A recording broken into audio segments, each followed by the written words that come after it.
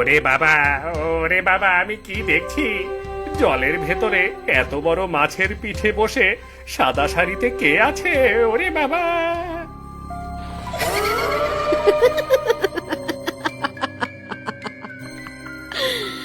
কে? আমাকে দেখে লুকিয়েছিস?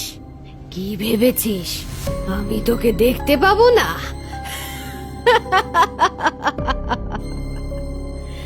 অনেক দিন হলো মাছ খাচ্ছি, মাছ খেতে আর ভালো লাগছে না, এবার তোকে খাবো।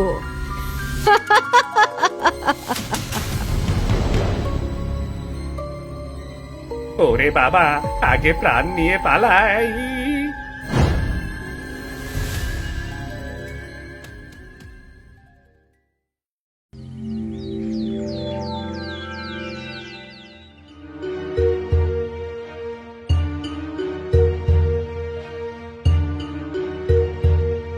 কিরে কানাই, রাতে কি দেখেছিলি বলতো?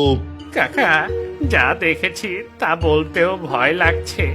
কি ভয়ঙ্কর চেহারা! এখন তো আর কোনো ভয় নেই, তাহলে বলতে সমস্যা কি? বল বল কি দেখেছিস? কাকা, আমি যখন রাতে একা একা স্নান করতে ওই পুকুরে গিয়েছিলাম, তখন দেখি জলের ভেতর এক সাদা শাড়ি পরা পেতনি বসে আছে। আমি তো পেতনিকে দেখে ভয়ে লুকিয়ে পড়েছিলাম, কিন্তু তাতে কোনো লাভ হয়নি। পেতনি তার মাথা ঘুরিয়ে আমার দিকে এগিয়ে আসতে লাগে। তখন আমি কোনো মতে প্রাণ নিয়ে পালিয়ে এসেছি। আর ওখান থেকে পালিয়ে আসার পর থেকেই আমার গায়ে প্রচন্ড জ্বর শুরু হয়েছে। এসব কি বলছিস? আমরা এত বছর হলো ওই পুকুরে স্নান করছি, কোনোদিন কোনো কিছু দেখতে পেলাম না, আর তুই হঠাৎ করে রাতে পেতনি দেখে ফেললি? কাকা, কালকে তো অমাবস্যার রাত গিয়েছে, আর অমাবস্যার রাতে এমন ভয়ের কিছু দেখাও অস্বাভাবিক কিছুই না। আমাদেরও সাবধান হতে হবে, যখন তখন ওই পুকুরে স্নান করতে যাওয়া ঠিক হবে না। আপনি এসব কি বলছেন? এটা নিশ্চয়ই কানাইদার মনের ভুল। ওই সব ভূত প্রেত বলতে কিছুই হয় না। তাছাড়া বিজ্ঞান কখনো এগুলো বিশ্বাস করে না।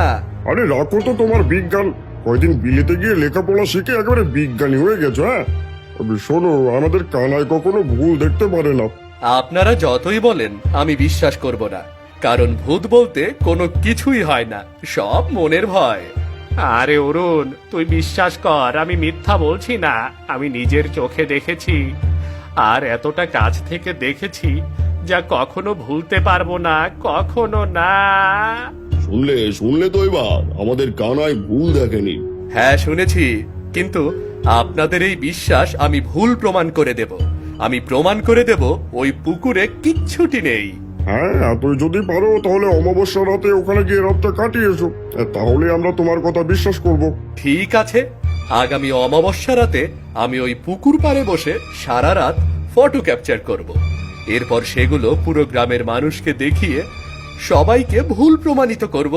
ঠিক আছে, যা করার করো, এবার যাও এখান থেকে। এই তোমরা যাও, অযথা সবাই ভিড় করো না, যাও যাও।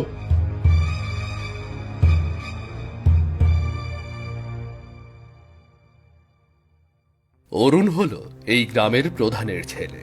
সে বিদেশ থেকে বিজ্ঞান বিভাগে লেখাপড়া করে দেশে এসেছে বলে ভূত প্রেত কিছুই বিশ্বাস করে না। তাই সে কানাইয়ের কথা মিথ্যা প্রমাণ করতে মরিয়া হয়ে ওঠে। এরপর দেখতে দেখতে কেটে যায় কয়েকটা দিন। আজকে সূর্য ডুবলে অমাবস্যার রাত নামবে, তাই অরুণ তার সকল যন্ত্রপাতি আর ক্যামেরা নিয়ে পুকুরের পাড়ে সঠিক জায়গা প্রস্তুত করতে থাকে।